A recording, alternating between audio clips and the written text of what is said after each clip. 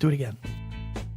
Of all the gin joints in all the towns in all the world. You're listening to Drinks, Jokes, and Storytelling. A martini, shaken, not stirred. Don't try and church it up, son. You can't handle the truth. I am big. The pictures have got small. Your first one's on us. Welcome to Drinks, Jokes, and Storytelling. I'm your host, Mark Rigodano. With me as always, Richie Byrne. buddy. We started early. We're going at 7 now. Yeah. And the only thing good about that is that people may be getting on a little late and they don't have to sit through that Joel thing. You in that video, I swear to God, that's going to be... I always forget it till it starts.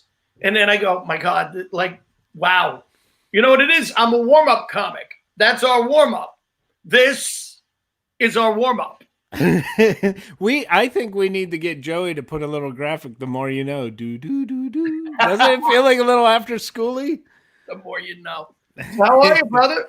I'm good, man. I had a big weekend. What'd you do? Great big weekend. It was Axel's birthday. He shares a birthday with our producer, Joel. Yes. It was a long birthday weekend for me, too. So... You have a birthday as well? My friend Christiane, who was on, I may be listening, I'm not sure. Happy birthday, Christiane. It was her birthday yesterday. It was your son's birthday. It was Joel's birthday. And I had to do, let's get Joel out before we talk about it. Yeah, bring him out. Joel, you there? Right now? What up, guys? There he is. Happy birthday. It was awesome, man. I mean, my girlfriend was amazing, making as good as you can for my 40th birthday and milestone. I thought I was going on a Zoom call with her family, Right. and it ended up being all you guys. Which is what I want to talk about. I don't like these. I don't like them. I like the Zoom I did calls? two. I did two yesterday, Joel. I don't like them. I'll tell you why. Because you're on with everybody else. So Right.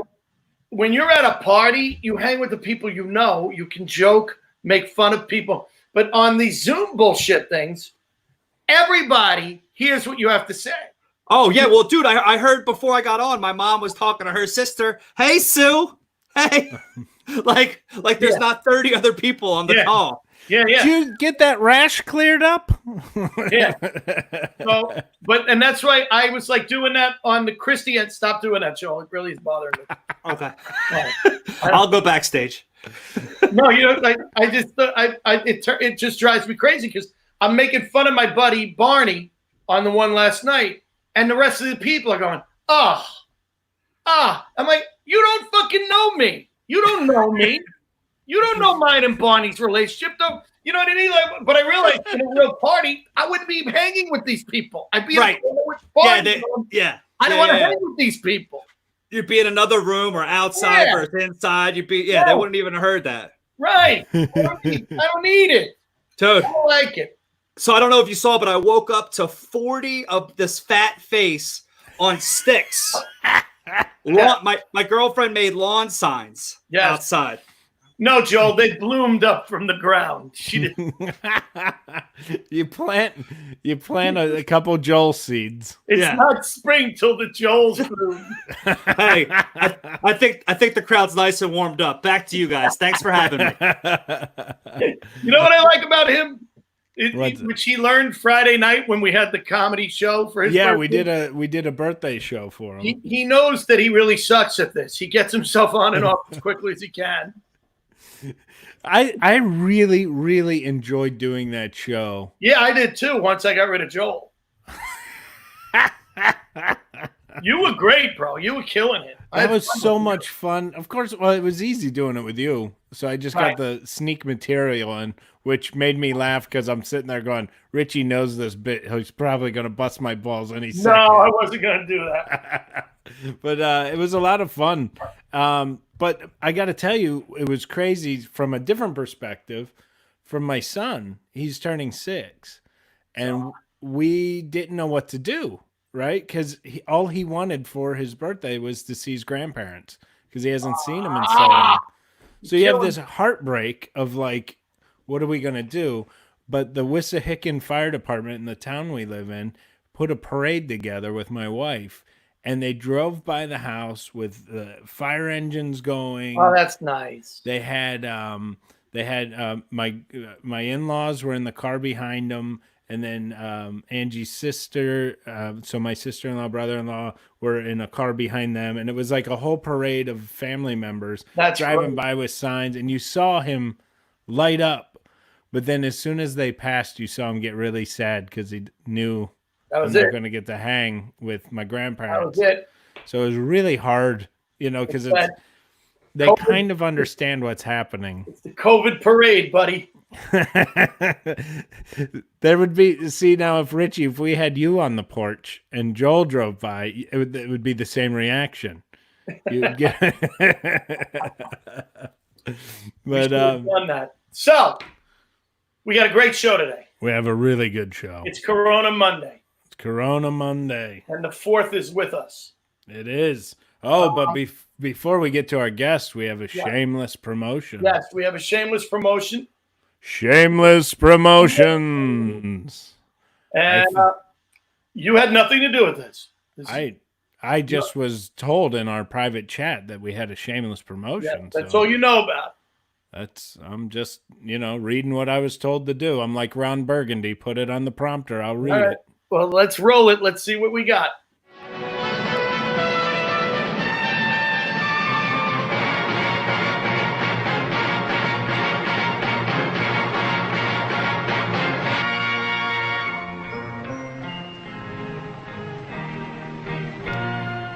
Some people have a deep, abiding respect for good comedy albums, and some don't. Bring Mark Riccadonna into your homes and into your hearts. Available now on iTunes. I remember that commercial as a kid, but I remembered it differently. No, that's exactly how it went. Oh, yeah. I didn't. No, that's exactly. Do you remember that commercial? Really? Are you old enough for that commercial? No, I was 81 born. Every time I see that, it makes me depressed because I used to be getting ready for school every morning, and that commercial would come on. So in my mind, to this day, I still think I got to go to school. Which is still crazy because you still, even on that school bus, would throw your trash out the window. Yes. But not your album, which hadn't been made yet. But not your album. So I haven't even been made yet. Yes. That's our shameless promotion. Shameless promotions. Thank you, Joey. Joey's all right, too so good we have two guests today. We got two great guests. We're going to talk about how this pandemic has been hard on charities and on festivals. And our first guest is a good friend of yours, a good buddy of mine too. But you want to bring him out? He's your friend. Very funny guy. Originally from the Philly area. Met him when he was working out of Atlanta, and now he's in New York City. Ladies and gentlemen, Mike Albanese. Mike Albanese! Woo! Finally, someone with bigger hair than mine. How many times does Joel Richardson have to say "my girlfriend"? For Christ's sake! Oh my God, I know. Nobody believes you, and we get it, Joel. Knock it off. What show in their right mind would put their manager / a one-nighter comedy club owner on the top of the show? That man belongs in the shadows and in the background. That bit is canceled. I'm canceling it right now. It's funny. It's like you were in the meeting before the show. That's what everyone was thinking. I love you, Joel. How are you, buddy? I'm good, man. How are you guys? Hanging in there. I haven't seen you in so long, even without Corona. Pre-Corona, it's been too long. Yeah. We worked together on the Boom, the three of us. Big. I was just cruising around Manhattan the other night, 2 nights ago. It's dead. I bought a car, me and my girl. It's unbelievable. It's like I've been wanting to do that. I've been meaning to. You got to do it. It's insane. I live in Astoria, and it took us 20 minutes to get all the way from Astoria and back to the bridge to come home. Wow, it's crazy. We drove by that theater and then the East Village pizza shop where I used to eat, and I was like, I haven't been down here in so long, and I was thinking about you guys. Yeah, the Boom. So, Mike, the main thing we want to talk about is the future of festivals, but also let's celebrate Mike Albanese a little bit. What do you think, huh? So you do. I see you're wearing the pizza tour shirt. Yes. I love that. Hey, Richie, you ever need to find a good slice of pizza? You go to Mike Albanese. This guy does pizza tours. My good friend Scott Wiener, he owns Scott's Pizza Tours, and I worked for him. It's legitimate, like a tour. You go and they take it. Yeah, there's a bunch of different ones, and me and my buddy Alexis Guerreros, another great comedian, we run another tour group called Fat Venture, where it's it's a legitimate tour company we set up. We're licensed and all that. We go normal tours. You get like a bite of food. Scott's does a great job. They do like slices of pizza all over the city. You get like 3, 4, or 5 depending on what tour you're on, and then but we do like full bites. So it's like it's just for like fat people and people who want to eat a ton of food. We eat like big burgers and all kinds. Can I sign up? Yeah, absolutely. Yeah. And can we just talk for a minute about shameless promotion, because that's what that was. Yeah, I asked him, shameless promotions. It's dead anyway. Like it's over. The world's over. Yeah, there's no. So I gotta ask. You were touring around. You were doing interviews for digital. What's the name of the group? I do a bunch of like corporate comedy gigs, and one of them is this Digital Summit series. And they, excuse me, little Rona. They have, they tap me for like different, whatever. I do comedy and I MC, but every now and again they'll have like a big, who's some of the big names? Who's some of the big names you brought in? The most recent one was Dennis Rodman, which was like crazy. We have a clip. We don't. We got something to live by. It's amazing when you get judged, as far as when you want to come out with some creativity in your business. It don't hurt to be creative. It doesn't hurt to be creative. Look at Steve Jobs. Look what he did before he died. Look what he did. He created pretty much the world with technology. Look at that guy. He was dying on his deathbed. And Apple asked him to come back before he died to create the future. Anyone know that he was dying, and they made him come back and create all these things, the technologies, the iPhones and stuff like that. He did that. That's what I'm going to do for the future for the youth of America. Great clip of me talking. Wow.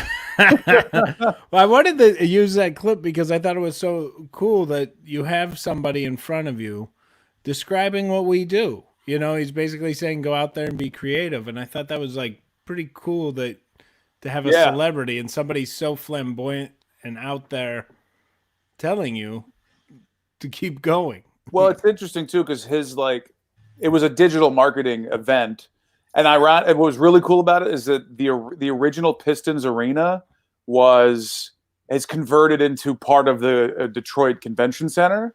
But it's still the original building, the hall. It looks like the big, we were talking about this before the show, but it's not where he played. It's not. No, but it was the original pit, which is still just a cool, historic ground. Yeah. But he was talking about business and branding and marketing, and that guy was huge before there was digital media and before there was, and so he was the original influencer. He was the original He was the original one to go viral, but that was just STDs. Well, and he broke his penis multiple times. What was really cool, what struck me really well, and I know this stepped on it 3 times. Yeah, I stepped on it twice. He wasn't, once he was alone, it was just the two of us hanging out for a pretty good amount of time, his guard was let down and he was super engaging and interested. That guy, when he walked into the building, people were just sprinting, try to tackle this guy to get give me a picture, sign this, do this. It was pure insanity. The man cannot go anywhere. It was I don't even know how else to describe it. It was just insane. And so when I first met him, he thought I was just some guy looking for an autograph. And I was like, hey, Mr. Robin. He's like, he just was getting killed with this. And then I said, no, actually, I'm the MC. I'm a stand-up comedian. I just wanted to say what's up. And, and then they pushed everyone away and we got to hang out. And then once he realized I didn't want anything from him, I wasn't after him for something. He was just this, he took a breath, and it was like we were chatting. He was talking about comedy, and it was so cool. And he had fingernail paint on. He had no cameras. He had no there was no people following him like a crew. He had fingernail polish that was coming off. Like the guy just lives like that. Like I found such a level of respect for the guy. It wasn't for some weird fake show. Like that's just who he is. Like it was really cool to see the kind of the back side, the other side of that. And he was really cool to really. How long was the interview? We did about 15, 20 minutes, which was just the perfect amount of time. Got a couple cracks in, had some fun, and I got that scrambled to get that video together because technically we weren't supposed to be filming that. That was part of his thing, his contract, I guess. But I sneakily got a camera, a guy in there, and the audio's not great, but it is what it is. Yeah. So but him. Chelsea Handler, which is we have a clip of Chelsea. Hey, clips all day. Before your name, you had a brand like that. What were what was it like building an unknown brand? Or did you anticipate having this wild brand and very successful brand as coming up as a comedian and starting in that world? No, I never anticipated being successful at anything, really. I mean, I wanted to be successful, but I didn't really know how I was going to do it or how it was going to come about. I never was going to do, a late night talk show. I was never going to do stand-up comedy. All these things kind of fell into my lap as I was going through my life in my 20s in Los Angeles. I wanted to be, known and seen, and I had opinions, and I wanted to say them out loud, and I found the best way to do that is to be on a stage with a microphone by yourself with no one interrupting you. So that's how I fell into stand-up. Well, I want to apologize for all the questions that I'll be asking and interrupting for the next couple. I love that clip because it's exactly what we're going to do to you. Interrupt you. Yeah. That's funny. Well, it's funny that I'm glad everything just fell into her lap and her career is going. She said it just fell into my lap. And I'm like, yeah, that sounds like my career. Rick and Donna fell into my lap. Yeah, but at least it was face first. I had to get that opening work. Am I delayed here? Did I get delayed or something? Because you guys both were staring at me No, it just wasn't funny. Got him. I was just waiting to deliver that line that it was face first, so I was trying to play it straight. But so you got this cool thing going on. You're doing these corporate shows. You got all that going, and then this virus hits, and everything's shutting down. Did you lose work? Yeah, digital. In a 48-hour period. I mean, if I told you the dollar figure, it's going to make my head explode. So, but I lost my entire calendar, and I got nothing now. Well, making fun of Joe was a good idea then. Yeah. You're going to need that Friday night gig, my friend. You're not wrong.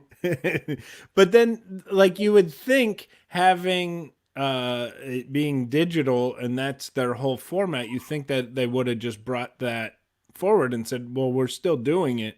It's just going to be now on a digital platform instead of live conferences. I think they've done one or two, but I don't my job's not crucial to that. It's not necessary. It's just they're just delivering content at that point. It's people wouldn't need a break with a comedian when they're at home. You know what I mean? It's structured differently. I've done one for this other group in Boston. I was supposed to be there live, and I did they really pared it down to an after hours. Hey, join the thing, and they had 10,000 attendees, and maybe 90 showed up to the comedy Zoom, which was still a fun time. It was fun. But did you do it legitimate? Because this is my question I've been having. Did you do it like a legitimate stand-up, or did you just sit like you're doing and just? Oh yeah, it's sitting. It's sitting. There's no. Mark's done a few of these, right, Mark? Yeah, I've been doing these corporate, but I'm brought in just to do stand-up. So I actually set up the camera and do stand-up, which is really brutal because you're not getting the feedback. But it's it's like opening for a band. You just realize it's a new animal. I just feel like it's just like if you were live, you play to the audience, and the audience is all sitting in front of their computer staring at a screen. So that's what I'm going to do. I'm going to sit down and stare at my screen because it just doesn't feel natural. Just like if I was to sit down on stage live, that would just seem weird. I need to be out like Lucy. But the videos, it's like, it just feels weird. I've seen people do it standing up, and it's just like, this just doesn't seem natural. Yeah, because Mike, the other night we did a show for Joel for his birthday. We did a Friday night show, and Mark was on, and who else? Missy Grankowitz. Missy, and anyway, I thought, well, I'll host it, and I'll talk to you guys. I'll feed you your bits. I'll feed you, and you come in with your act. And Joel said that a few people I thought it was going to be more like stand-up. It was like stand-up. It was just, this is it now. This is. I hope this is not the future of stand-up. Yeah. I've done a lot of these shows, and I'm not sure you're going to want to talk about it, but the festival that I run, we've been doing it through that to just kind of help comics make a couple bucks. But it peaked, and then now everyone's doing like free shows, and I don't even know what's going on. It's just so kind of up in the air. But it's we made becoming a couple bucks, and the that's comedy boom. What happened at the comedy boom when everyone was just giving it away, and it's it destroyed 1990 the industry. now. It's 1992 in the world of oh being boy, at is home. comedy not going well. Yeah. Which is the next thing I wanted to bring up. Is your festival. You have a really great festival, the Red Clay Comedy Festival. It's in Atlanta, Georgia, and it's you and Gilbert. And Me, Gilbert Lowand, and this other great comic named Jen O'Neill Smith. Very funny. And you guys run a really fun festival. And last time we talked, you had a big sponsor pull out. You don't have to mention names or anything. We had a big sponsor pull out, and you're nervous about the future going on. I heard right before we went on that it still may happen, which is good news. But what's your take on what's going to happen with festivals and live events like a festival? I think I think it'll all come back. It's just going to be a lot longer than any of us anticipate. You know, we're not. I'm seeing a slack in like. We were never like a submission-based festival until we lost so much money that it was either we do submissions or we just don't ever do it again. And so since we started doing them, like we're so much lower in how many submissions we should have at this point. And they're so far in between. Like sometimes it would be like 7, 8 a day. And now it's like maybe one every 2 or 3 weeks. You know, which I understand. Like it's money that comics aren't getting paid, and they're nervous that it's even going to happen. And notoriously, comedy festivals are like, I wouldn't name names, but they're kind of scams a little bit, Pete. They're just taking money. They're not delivering on the promises. And so people are hesitant, especially with comedy festivals, to give $20-$30 to. We call it Soul Joel Comedy Fest. That's the Staten Island Comedy Festival.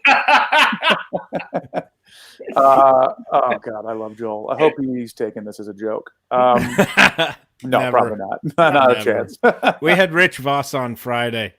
Trust me, he's he's scratching my name off of his list with lipstick. That's nice.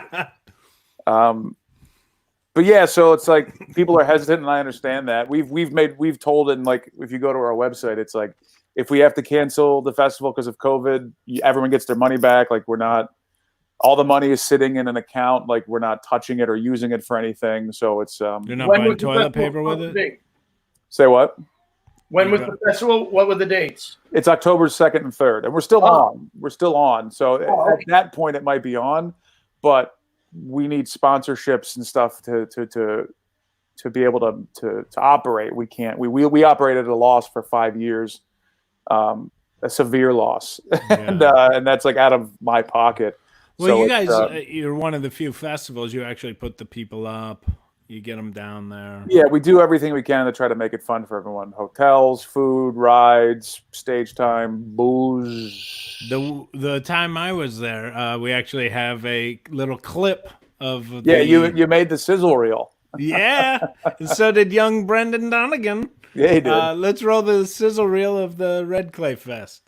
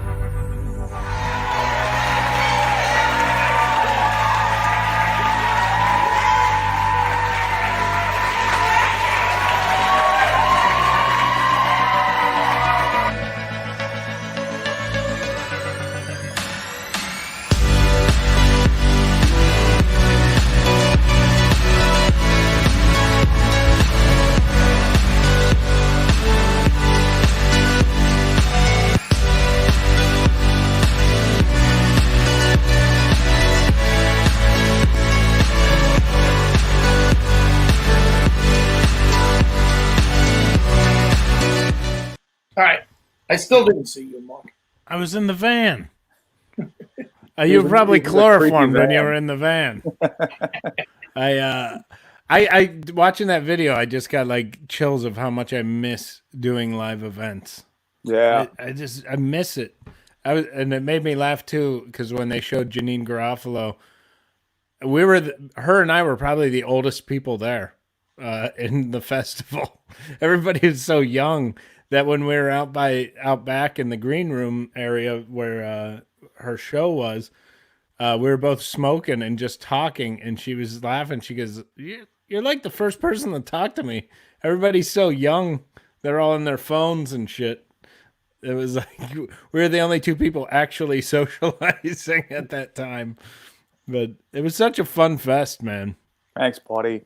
Yeah, that's, we just want to have a fun time. So with it, we need money to be able to do all the things, because we don't want to compromise on like not doing the things for the comics by having like a shittier festival. So we'll either not do it or do a pared down version. But if things pack up, and we're trying to get in touch with some sponsors right now to help fill in the gaps, and if they can do it, they can. And I understand why the sponsors can't. I mean, it's been a really weird time for beers and booze and stuff. So they're not selling they're not making money right now. So, what are you going to do? Off of Richie and I alone, they should be making Speaking huge of which, profits. Yeah, are you drinking? I am. What are you drinking, Richie? What are you drinking? This is a vodka in my Heineken. I was just over in Amsterdam, and I got a custom. I don't know if you can see it. It's a custom Heineken, right from the Heine factory. Nice. What are you drinking, Marcus, Richie? I'm actually doing vodka on the rocks tonight. Hey, that's what I was doing. My rocks have gone away though. My old stateside vodka. Yeah, I've been stateside vodka. Stateside urban craft vodka, brewed and federally distilled in Philadelphia, Pennsylvania. They are the only people that would deliver. All the liquor stores are closed here in Pennsylvania. Oh, they're state stores. That's why. Yeah, and I am rationing this shit like it's I'll come bring gold. you some. I'm desperate to get out of this city. I got a car. I'll come drive you down Why in don't case you whatever come you want. down? Yeah, I'll make you a nice roast dinner. I'm not coming inside. Yeah, he's got to eat with a mask on. Yeah, I'll leave it at your doorstep and drive off just to make All it right, seem I'll like I did Venmo you. something. I'll Venmo you some. Do you got a joke you'd like to tell us? We usually start with a drink, then we tell a nice joke. Yeah, I've been wanting to. I've had this idea for a joke. I don't even know if it's funny or what it is, because that's what's comedy anymore, right, boys? Oh God. So this is. I don't really tell jokes so much as I try to tell like stories and shit. But my dad is he's kind of a lunatic and he's losing his mind. He's retired, but he's also trying to just like figure out how to survive quarantine. Like he's losing it. And my dad's always had this like weird way of telling you things if you ask him a question, specifically if things go wrong. If something's bad, you have to dissect what he says. He always delivers bad news in like a Southern Bayou-ism. There's like, I called him the other day, and with no warning, I said, "Hey, what's going on?" He goes, "Well, can't see in one eye and barely out the other. How you doing?" And first of all, he's from Philly, born and raised, so I don't know where the hell the accent comes from. And I go, "Hey, I'm doing. Wait a minute, hold on. You did your ism. You said you're blind in one eye and can't see hardly out of the other." He goes, "Yeah, blood vessel popped, and I'm blind at the moment." I go, "That's how you're going to tell me? You're going to just go bottom one eye, vote in the other." Like you got to have more direct. How about Big Sal's become the Riddler? Yeah, shoot me an email or something. Like have a convo. Don't give me grass, green as grass on the one and blue top. What the hell are you saying? Your dad turned into Dr. Phil. I don't know who he turned into. He ain't a doctor, I'll tell you that. All right. Well, we got another guest we got to bring out, but before we say goodbye to you, Mike has an awesome family. He really does. Mike, tell him the story. We've known each other for how long, you think? How long? I mean, 10-ish? 10 years? Yeah, 9 or 10 And years. it was just a couple years ago your sister realized that we weren't related. Yeah. My younger sister thought that Mark was our cousin or something. I remember she was like, yeah, because I mean, we kind of look alike. Like, and he's from, he lives, or Mark lived for a long time, like a mile from where my entire like epicenter of my family lives in Philly. So she just assumed that we were related and like, oh, there's two comics in our family.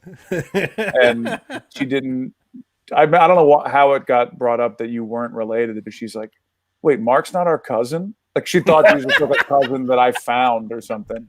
I was like, all right. Steph, she's the best, man. Yeah, she's a maniac. You got to tell her I said hey. I will. All right, Big Mike. All right, Mike.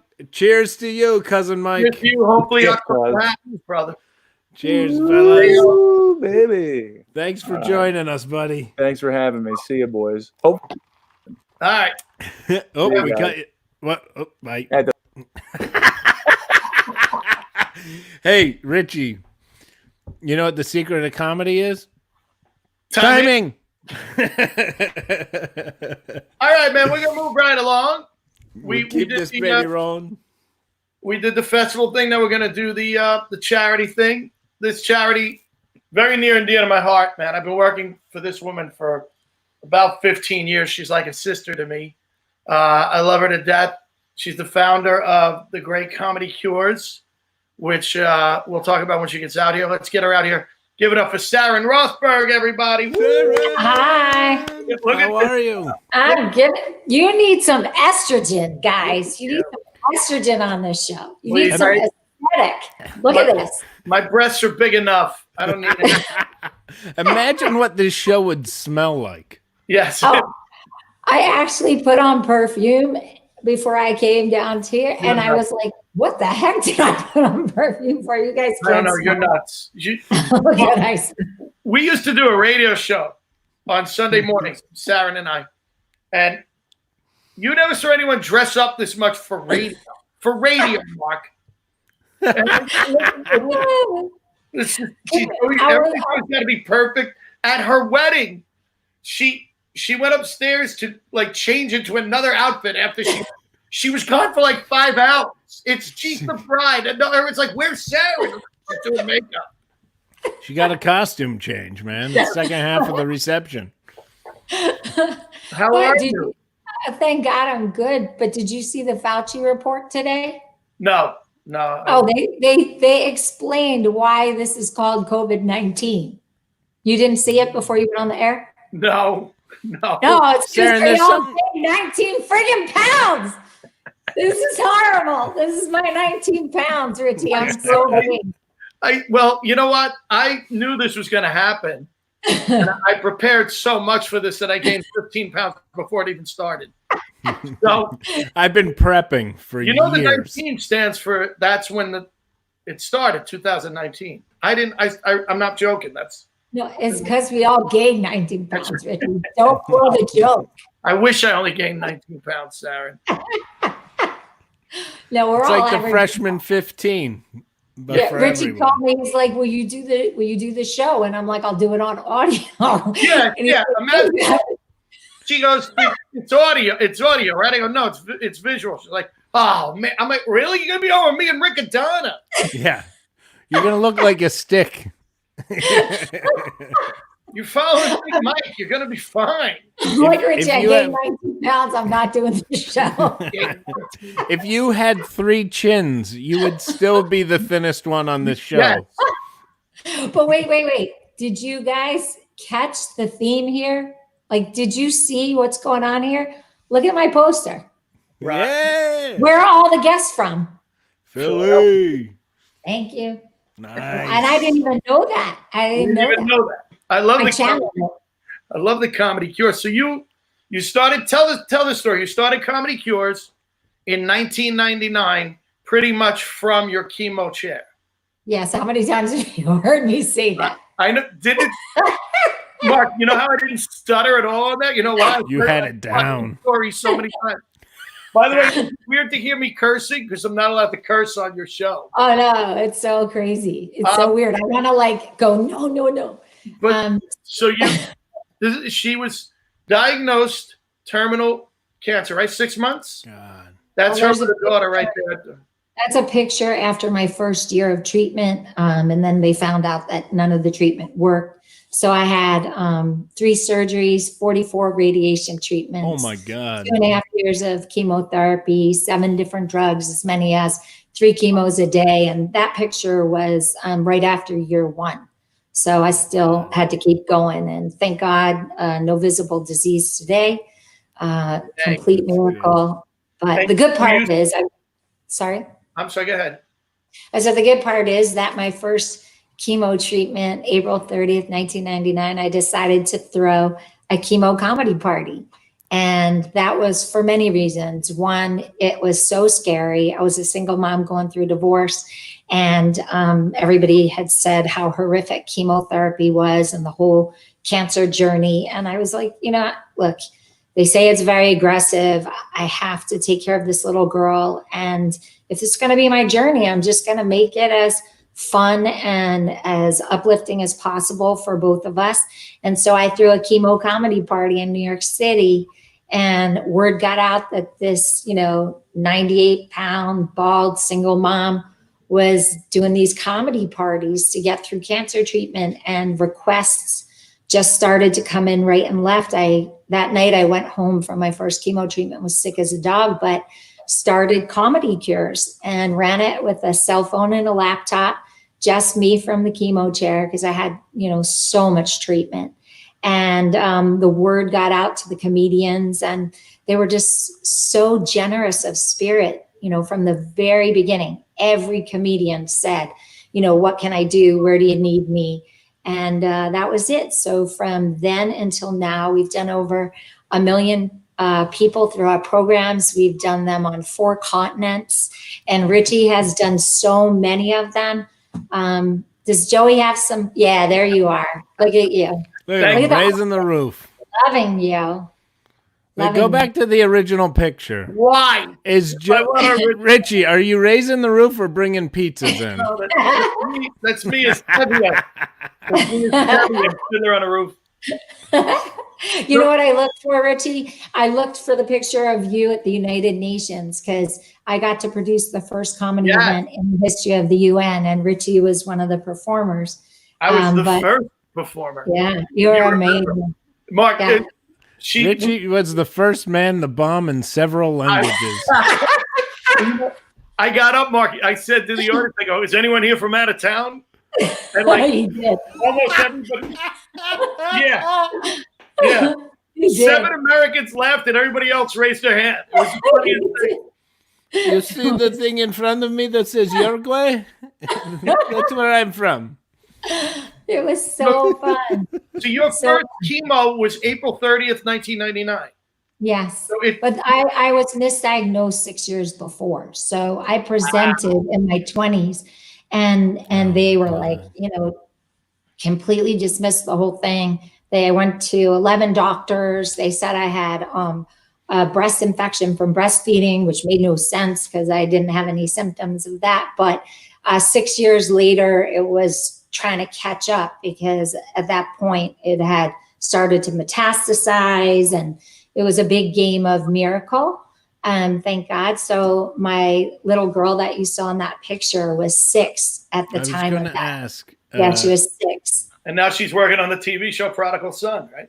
Yeah, now she's a TV writer, producer in Hollywood, and she just sold 2 other shows. And I thank all the comedians that have been like uncles to her since she was 6, because she lived around so much humor and just so much repartee. And she's kind of known for having this very quick, dark wit, whereas I'm the goofy witted one. She's more, more witted. Yes, I agree. Yes. You're right about that. More money. She makes more money than I do because she has dark humor and I have goofy humor. Explain the audience. You do laughing lunch aside from all the other things Comedy Cures does. You do laughing lunches, and I've been honored to headline so many of them. And it's can I tell a story that I love about you, Richie? If it makes me look good, you absolutely can tell. I have so many, and I want to play a clip from our radio show because you're just darling on the show. So Richie, of course, everyone knows is the warm-up comic for the Dr. Oz show, which is one of the many things he does. And so we film several blocks away from the Dr. Oz show. Yeah. So we Broadway Comedy Club. Broadway Comedy Club. Thank you, Al Martin. Al Martin. And we time it so that he finishes show one, he runs in, can get a sandwich, do his bit, and then go back to film show two. And we just know when Richie gets in the house, everybody has to stop. Yeah, it's great, Mark. Suddenly I'm like the diva. It's like, Richie's here. Richie's here. Everybody clear the stage. Got everything. Richie's here. And I guarantee Richie plays into that. And the laughing lunches, though, Mark, they bus in terminally ill people and their caretakers. Oh my God! And they give them lunch and they give them a show. I mean, it's an amazing. And lots of prizes and presents. Yeah. It's an amazing. I got a joke that your daughter will like, but Saranne, you might not. Okay. You have Richie. Anyway. You have Richie perform for these people. Aren't they going through enough?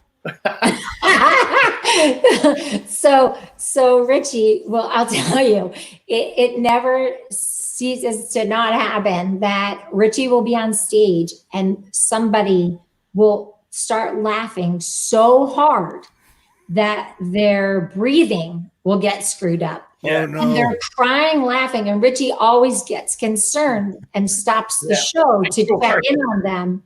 And that makes them laugh harder. And they're trying to wave to him, not to talk to them. They're trying to catch their breath. And he wants to make sure they're okay. One day I got a standing ovation, and Saranne goes, "You got a standing ovation from people who need oxygen." You know how these people can barely stand, and they gave you a standing ovation, Richie, you bastard. Well, the cool thing about our audiences are that, they are so diverse. We serve all populations. We serve homeless. We serve people living with chronic and acute illness, depression.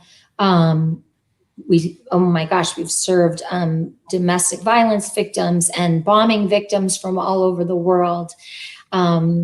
Just kids and orphanages. It's really been an incredible ride. And I know you wanted me to talk about how this whole pandemic is impacting charities. Right. And so I didn't want to just speak from my charity. I wanted to represent many charities in the conversation. Yeah.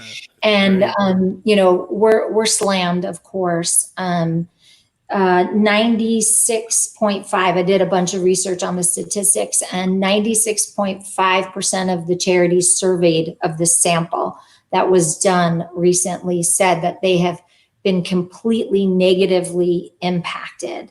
Oh. And that ranges everywhere from almost 75% in loss of funding. I mean, it's incredible. And we see all these fundraisers, but they're really targeted towards like Feeding America and PPE, getting, masks and things and food. These people probably need it more now than ever. And it's the hardest time for you guys to raise the funds. This is horrible. We felt like it was almost in bad taste to be asking while, there are people starving, and there are also, nurses and doctors and these frontline workers without the proper coverage. You know what? So you should get Joel. He's not ashamed to try and sell his t-shirts. Would this be another shameless promotion? I can go for it. We have many ways that you can donate to Comedy Cures. There you go. Here we go. You can just put 44321 into your. You don't have to. 44321 into your text where you put a number and just type "give a laugh" and. Or go to www.comedycures.org and just click on the donate button. And let me explain to you, because people are probably saying, okay, well, Richie, you guys can't go do Laughing Lunch right now, right? It's a live event. We Right. can't have that, you know? So we pivoted and Richie loves doing Zoom shows if you want to. we've actually not done it, and we've gotten so many requests to do it because I felt like what you guys were saying earlier is that everybody and their brother is putting up a show, and then all the celebrities are putting up the shows, and we like to be there when nobody's around. Like when all this quiets, you know, we'll come in and do some incredible programming. But we were pivoting at the time of all of this, which was so interesting because the demand for our live shows worldwide is so beyond what I could fundraise for without really growing the organization in a huge way. And so we looked at the cost of going virtual in all different aspects. Now, when I started the charity 20 years ago, our laugh line, and I'll do a shameless promotion for that, is shameless promotion. Well, it's free, so I'm not sure if it's shameless, but it's 1888 ha ha ha ha. So that's 4 ha's. And if you press 1, you hear a professional comedian like you guys, or Amy Schumer, Zach Galifianakis, Brian Regan. So many people have. You said like us, and then you named a bunch of A-listers. But do you like? See, I make people feel happy. That's my. You're amazing, by the way. Now, also though, this is really interesting. You were supposed to be speaking at the Vatican. Yeah, I was invited a couple years ago. That was the most surreal experience. I was invited to go to a very private healthcare think tank at the Vatican, which was supposed to happen in this time of the pandemic. And many things were going on there. Again, it was thought leaders from around the world in healthcare. And I was not only, the way it was set up was, there were a bunch of presentations. The Pope, we had a private audience with the Pope also scheduled. And then I was scheduled to be doing some of the interviews and the backstage stuff for, more the man on the street, like the woman at the Vatican type thing, because so many incredible thought leaders were going to be there. And I really wanted this voice to be heard way beyond just the few, people that got invited to this think tank. It's supposed to be incredible. And I was just so honored to be asked to go. My question was, when they asked me, I was like, do you guys know I'm Jewish? They were like, yeah, we know you're Jewish. We'll let you in anyway. We'll let you in. I just want to make sure you knew. And then I used to live in Italy, and I went to school there, and I worked there. So I was going to brush up on my Italian and do a little bit of my presentation in English and Italian, just because you're an overachiever. Yes. See the set. Yes. Yeah. We got it. You're shaming us. No, I'll help you. But are they going to do it another time, or they don't know? Yeah, it got postponed a year. So God willing, this will all be, more under control. And Italy got crushed. So I know. I kept checking in all the time to see. I really wanted to go, of course, but just back, because I think it's so important that you wanted to talk about this. Just back to the charity thing. I mean, you have to realize, for people like us that do programs worldwide, we can't travel, right? So our wings are clipped. You're jumping my question here, I think, but go ahead. I was going to say, and then you think about, we have no money coming in. So the charities that aren't, in that front line of, feeding people and literally providing safety equipment, we are frontline, as Mark said, in a very different way. And I can explain to you, when this pandemic happened, Comedy Cures, our organization, immediately went forward because we realized that children who were hospitalized were not going to be able to have visitors. And we realized that that the child life specialists weren't going to probably be considered critical personnel, right? Or they would be shifted from the kids over to more dramatic cases. And so immediately in March, and I'm so proud of Patty for doing this. Patty runs Comedy Cures programming. The great Patty Ruiz. The great Patty, exactly. Hopefully she got home in time to watch. She and I worked really hard, and we collected over 1,000 new games and toys. And then we reached out to Project Sunshine, because it's all about collaboration now, right? So this is the delivery that I made in my van personally, of a large collection of the toys to Harlem Hospital. And those were nurses from the pediatric ward who came out, and we had masks and social distancing and gloves, and I delivered them there. And then I went to Brooklyn, to Brookdale Family Center, and they actually sent us a picture tonight of a child getting examined who had one of our Comedy Cures bags with all the toys and gifts in it. So that was cool. And we're getting ready for another drop, another 1,000 that we're going to give. So we're not stopping. We just, as I said, we had to pivot. The Laugh Line is going 24 hours a day. We're raising money because we need to produce even more comedy. It's pounded morning, noon, and night from all over the world, Canada, Mexico, and now with WhatsApp, we got the foreign calls too. But that's one, you hear a professional comedian. 2, you just hear an amateur joke teller. And 3, you can tell us a joke. So anyone around the world of any age can call 1-888 ha ha ha ha. They can press 3, and 24 hours a day they can tell us a joke, and then we put it back on 2 so the world can hear your joke. And it's so fun to hear those come in. That's awesome. You have to be able to sleep so well at night knowing you're doing such good to the world. Thank you. I actually don't sleep. Like, everyone knows I'm a 2-hour person. Mark, I have to tell you, the first person I thought of when this happened was her. I'm like, what? She must be making everybody crazy. Like, oh my God, she never stops. And I wanted to say about Patty, the other thing about Patty that is very impressive is she cut your hair yesterday. Right? Oh my gosh, do you see this? Because I looked like, my husband said, it's kind of like a Cousin It look you have going right now.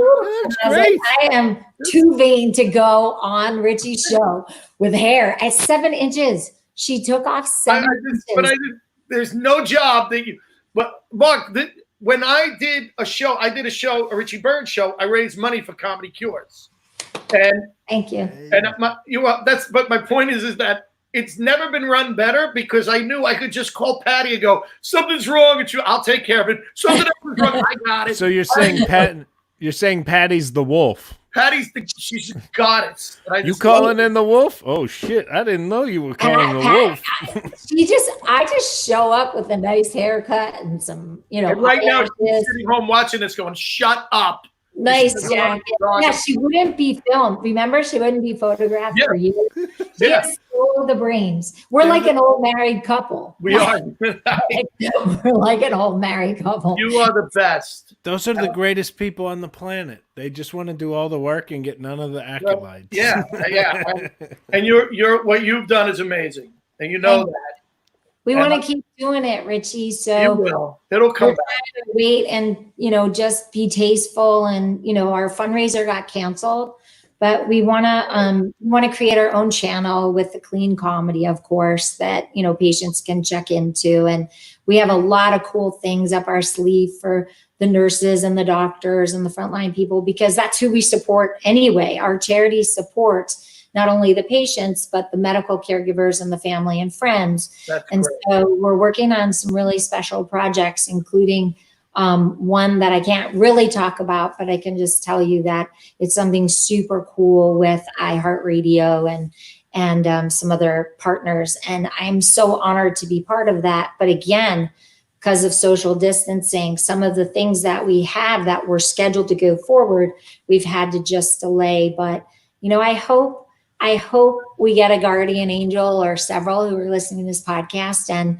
will make a donation so that we can literally do the pivot that we wanted to do into virtual and reach patients and their caregivers 24/7 with comedy that is appropriate and non-offensive and very funny. I mean, that's what our. That's why we haven't asked you to do it, Mark. I know.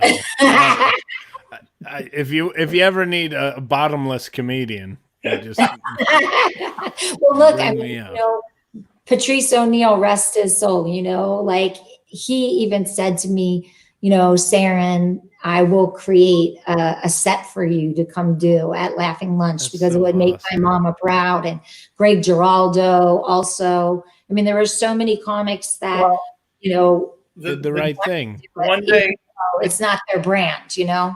I did a show for you, and a guy, it was really one of the most amazing moments of my career. A man came up to me and he said, "That's the first time I've laughed since I found out I was going to die." Yeah. And that caught me just so off. Yeah. It's like, wow. And you realize how important it is for these people. Yeah. And I think now with all the comedians that, you know, are struggling, like this is so important that you guys have an outlet for your humor, you know, and that's why Comedy Cures is so important because we are able to go into super sensitive situations like hospice, you know, like intensive care. We've done all of these, it's weird to say venues, right? Like we've actually done intensive care shows, you know, and we just want to really do what we do. And it's just super important that whoever can, you know, I know you're supporting so many other organizations that are important, but if you could go to comedycures.org and make a donation or go to 44321 and type in, excuse me, give a laugh. G-I-V-E. Oh, you got it? Give a laugh. Yeah. That will help us continue to keep going. I mean, most charities, the small charities like us, have 1 month to maximum 6 months operating expense. And we run our charity at 90% of every dollar goes to programs. That's unheard of. 90% of every dollar, right? Yeah.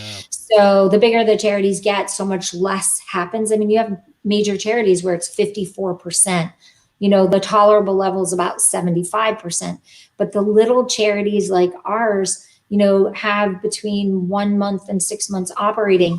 So if we don't get some patrons and angels, it's going to be hard to do the plan that we were trying to do, which was, you know, pivot this to digital, still keep our live shows, of course, but be able to meet the ask of what the world wants of us, which is to be going 24 hours around the world. And we're working on that now, Richie, with the archival footage that we have from all the Laughing Lunches. Mm-hmm. We're working on putting some of that together, but I have to pay editors, you know, people have to get paid and it's, you know, it's a struggle right now for charities. So I know everybody's under so much pressure, so I don't want to put any more pressure on people, but we do really good work and I would love to keep bringing this joy. It's 21 years. Wow. Can you imagine? 21 years. I beat stage 4 cancer and I've been able to bring laughter for 21 years. It's old enough to drink.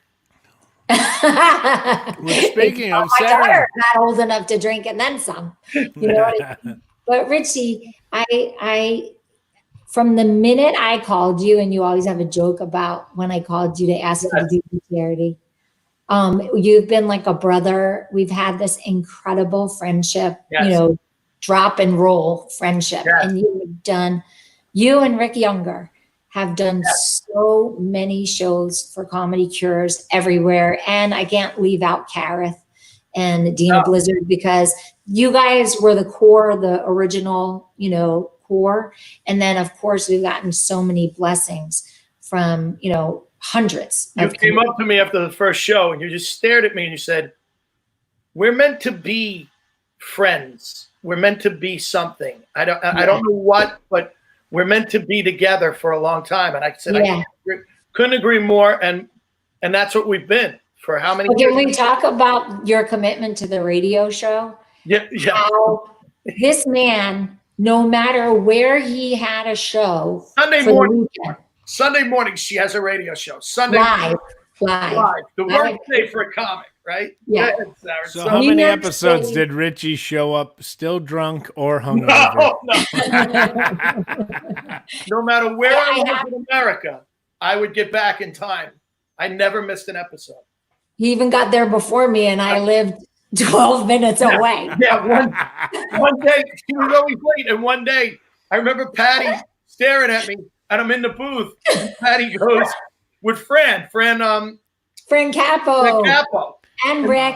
And Patty turns to me and she goes, "Yeah, you're pretty much gonna have to open this one." There was no sign of Saranne. No one knew where Saranne was. No one. Like just as the music started, in ran Saranne, jumped into the microphone, put on her headsets, took off her shoes. She always said take off her shoes, and just went, "Hi, welcome to Comedy Radio." I hate having shoes on when I'm doing shows. But the thing that was so funny is I had on boots, these big, tall boots. Right. I had to get the boots off as the intro music was going. And I stood up when I did the show. I like to stand up when I do live radio. And so I hit the ground with the boot on the floor. Do you remember that, Richie? Yeah, I took the boot up, I literally was on the ground under the table, by the radio table. We laughed so hard. It's so funny. But that's the great thing about live comedy is, can we play a clip of you? Can Joey put the clip on? I don't know if Joey has one ready. Joey? I put two. I gave him two. Put the shorter one on. Well, for anyone out there who is not a Super Bowl fan, this is the show to listen to. Why? Why, Saranne? Why is this? Because we know nothing. No. No, and if you are totally burnt out by the Super Bowl chatter, this is the show to listen to. Because we're not going to talk about it. Absolutely wrong. Because we have a comic perspective on this entire day. And it makes it fun. It makes it fun for the people who hate it. It makes it fun for the people who are sick about it. And it makes it fun for the people who love it, because Comedy Cures Laugh Talk Radio always takes a topic every week and we turn it on its head and we find the humor in it. That's right. And we find the joy in it and we find the motivation in it and the education in it. And we're just hot. Yes, we do. And we only have me here today. I know. And I think that's the best way to do the show.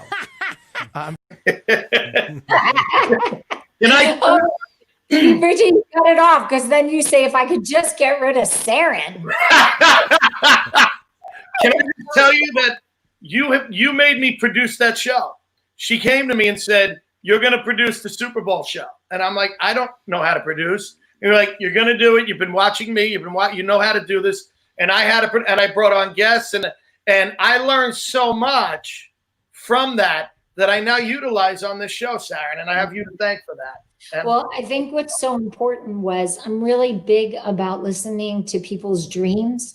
I think you're putting someone's life not for an accident, that every reason why someone comes in front of you is meaningful, and you might not see it at that moment and you might not understand. It's like I was in a chemo chair, right? That seems tragic for a single mom and the terrible diagnosis. But if I hadn't been in that chair and in that cancer journey, I wouldn't have seen the need, right, to bring therapeutic entertainment into the trenches of treatment and to help people who were struggling, right? So I really think this is why. So I said to Richie one day, "Richie, you do so much for our charity and you do so much to bring so much joy to so many people. What's your dream? Let me help you live your dream." Do you remember what you said, Richie? I said, "I want to do radio." And very specific. And I want to do sports radio. I want to do sports radio. So literally a week later, I get radio with you. Phone calls. "Saranne, we want you live on radio in New York. We want you to have a live radio show." And I said, "Okay, I need to bring someone on with me." And they were like, "No, just you. We want a call-in show. It's just you talking to patients." And I said, "Absolutely not. I need to have a sports segment and I need to have this comedian on, because I know it was Richie's dream, right?" So I called him and I said, "Richie, be careful what you ask for, because you're now going to be the live sports commentator on my Sunday show on this comedy live talk show." And then he was so devoted and came every single. You couldn't get rid of me. that I was like, you know what, Richie, you're just going to be a co-host. Yeah, just sit in that chair and talk. And we did for a whole summer. We had a great time, and I love you so much. I do. And anybody, please, anything you can donate to any charity is a good thing right now. I know times are tough, but Comedy Cures, whoever you want to, whoever you got, Joel's T-shirts, whoever you want to donate to. Yeah, it's really important. And if you do know someone who's living with illness, depression, trauma, disability, who's having a really hard time in quarantine, have them call the Laugh Line. It changes every day, and it's so fun. It's just like a burst of sunshine. It's enough to really like pick up your spirits. And if you want to leave us a joke, please, we love it. And then we give it forward. It's 1-888-ha-ha-ha-ha-ha. And if you look at the numbers, it's 888-424-2424. If you dial 800, you get a bank. But the bank loves when our people call and tell them a joke. But it is 888. And I just feel blessed to be here, blessed to be able to do your show. I got a free haircut out of it by Patty. And you have all those naked photos, so I had to do it, right? Well, Richie got his dream come true, because it's basically like doing sports radio here, because he's running circles around me. No, I've heard a lot about you, Mark, and I'm just so honored. I can't believe you still came on. Yeah, I know. Well, I thought it was going to be Joel, and then when it wasn't Joel, I was like, oh, thank God it's Mark. I had to. I love you, Joel. We're going out on that. We're going out. Yeah, we love you guys. That's Drinks, Jokes, and Storytelling. Stay on. Last call. Thanks for listening to Drinks, Jokes, and